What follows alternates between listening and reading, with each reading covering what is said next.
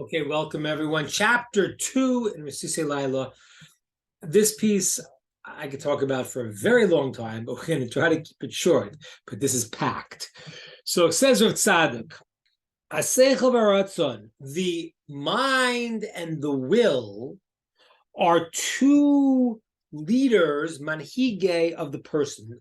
The mind and the will, as we'll see, which is going to be the head and the heart, are the two leaders and directors of a human being. And that's why it says in the Talmud and Yerushalmi, it says that in atihiv ein beli. Hashem says, if you give me your eyes, the eyes is the wisdom, what you see and understand, and you give me your heart, then I know you are mine. So the eyes, which means the eyes of the mind to understand, and we'll explain maybe why that is a little bit, and the heart, which means the will of what I want, if that belongs to Hashem, so then you're completely connected to Him, because that is the leader and the powers, the captains directing the human being. Okay. Now, eyes, he says here, he quotes, that means the mind. Let me just explain briefly why the eyes means the mind, because the eyes is, when you say seeing is believing, you see something, you know this to be true. And that's why it's in lines with what's called chachma, understanding. Explain a little bit deeper. There's two qualities. One is seeing and one is hearing. When you see something, you see a whole picture in one moment. And that's the quality of chachma, a certain type of wisdom, where I have the whole picture of everything. When you hear one word, two words, three words, and you have to string it together. That's called bina. It's not a kind of understanding. So the seeing is called the wisdom, the chachma, which means seeing the whole picture. And then there's the hearing's a different quality. It's what's called bina, which we're going to see is the quality of sort of tying it together. And that's also sometimes called the heart, because here is what I want. Okay, so here is what I understand in my mind. That's chachmas, the whole picture, and then I break it up. Once I break it up, and I hear, you hear a story. So it depends how you hear the story. If you want to hear the story, this guy is the hero, you'll hear it one way. If you hear the story that this guy is the villain, you'll hear it another way. Okay, so it says of Tzadok.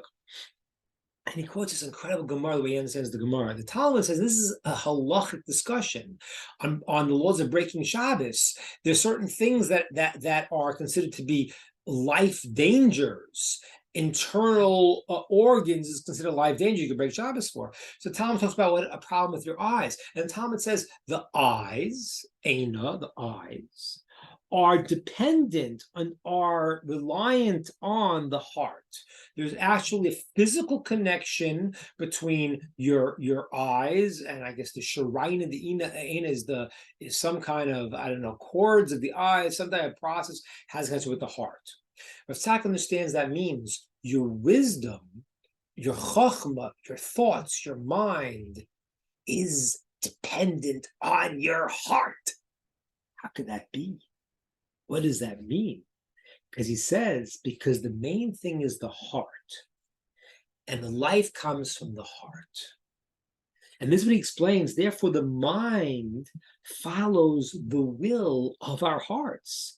As it says, a bribe will blind the eyes, the wisdom of the chachamim, of the smart people. Why? Because when you take a bribe, means that I feel I want this guy to be innocent. So you hear the evidence and it makes sense, but your heart won't let you think that. So what your heart does is it pushes you to think and understand things in a different way.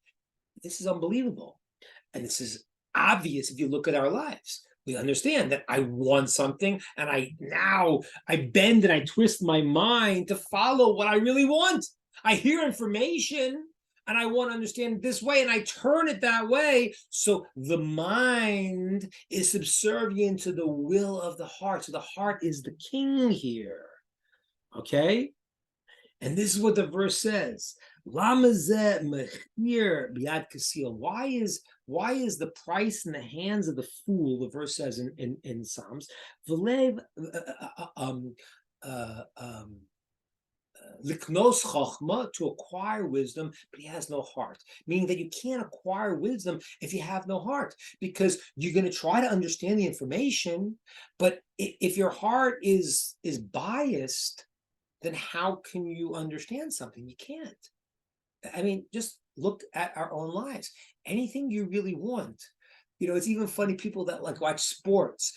You pick a team, I mean, so dependent, but you get behind that. The Talmud says, quotes these rabbis, that one guy came over, he just said a hello to the rabbi, he didn't even do anything. And he was watching the case, and the rabbi kept thinking, oh, this guy should answer the question this way. He should answer the question that way. And he said, how biased is the mind by the heart? The guy just said hello to me. He just, he did a small thing, but now I want him, and I twist the mind to go where the heart is, which is why the law is, if any bribe, you can't be in the case. Even an inappropriate and outgoing hello could make you biased to someone else. Okay, that is the first part, and that's why, by the way, the heart is in the middle of the person. Okay, it's the middle. And in one sense, the middle is the king. As a matter of fact, the word king in Hebrew, melech, which is called by Maimonides the lave, the heart of the people, says, the Farsh and the commentaries say, the letters for king, melech, mem, lam, and kaf, are actually the middle letters of the Hebrew alphabet, because it's the heart. And everything pumps out from there. So the heart, in that way, your will, what you want, is the leader of your mind. Now, he says further. But still, he says, there's another process where the mind is the leader of the heart. And it says in the Mishnah, it says the eye sees, the heart then wants something, and the body brings it out. Okay? Now, it is very important to understand this, which this means that the seichel, the mind, can create the will. This is unbelievable. This is really the different processes, by the way, of self-development, where you want something and you have to figure what you want and put it into your head because your heart is ruling. But it's another process where you can understand something and you can create the will because you understand it. You know this is right, and you think about it, and you meditate on it, and that's what calls the eye sees, the wisdom understands, and that then creates the heart to want. So the kingship could also go to the mind first. The mind can now want something, and that could now create the will of the heart. And if a person doesn't know what they're doing in life, so they need to learn what to do, and then the heart will say to the mind, hey, this is what you really should want, and then the heart will actually pick it up. So in that sense, the mind is the leader. Okay. And this is what it says, and therefore it says in the text, it says, if there's no wisdom, there's no mind, there's no awe, there's no fear, there's no emotional thing, and vice versa also. There's no year, there's no awe of God, there can be no understanding, because one is dependent in the other. And this is what it says. The verse says, my father, my mother left me, and Hashem will gather me in. What does that mean? And this is a very deep Kabbalistic thing, but I try to explain it in a way we could make sense of. So what happens is like this: is that there are two processes. The process of the more chokhmah, understanding the general overall picture, is connected with what's called chokhmah, sort of kind of understanding that's called the male, and then the bina, which is taking that and bringing it out, building it into the world, and includes the emotional expression of that, is called the female. Okay, so for example, let's say I know that if you do right things, you'll get a portion of the world to come. Okay, that's an idea. How do I get from here to build it into reality? I have to now feel it. I have to now translate it into the will of what I want. Okay. So they are interdependent one to the other. Okay, and one is called the male, it's called Abba, the male, and one's called female. And in the Kabbalah, in the deepest level, these are called two partners that never separate. Because in the deepest level, if we really understood something, we would actually feel it. And we really felt it, we really understand it. So they're interdependent. And this is the idea of what's called chachma, being the two understandings. And ladies and gentlemen, this is so crucial. So first of all, it gives you a way to deal with your life. That sometimes you don't want to do something, and then you need to take the ideas, think about them, meditate on them, study them, think about it, and you could create a will to do that. And if your will is a certain way and it's misdirecting you, you got to think about the will. And the mistake that people make is that they say, I'm going to shut down my will. No, it's a mistake. Because your will, I mean, sometimes you do. Yeah, if it's really bad, you got to shut it down. But sometimes you will something, you want something, and you got to find what is it that you really want? What's the wholly positive aspect of what you want? So for example, we always say example, people want, I want a big house. I want a beautiful house. That's not made up. It's rooted in the sense everyone wants to feel at home. So there's emotions that we feel that sometimes are misdirected, and if you could redirect them, you might have to cut them off. Okay? You want pleasure. Yeah. Okay? Now try to see what's a deeper pleasure and make that what you want. And if you could speak to someone that way, then you could attain that.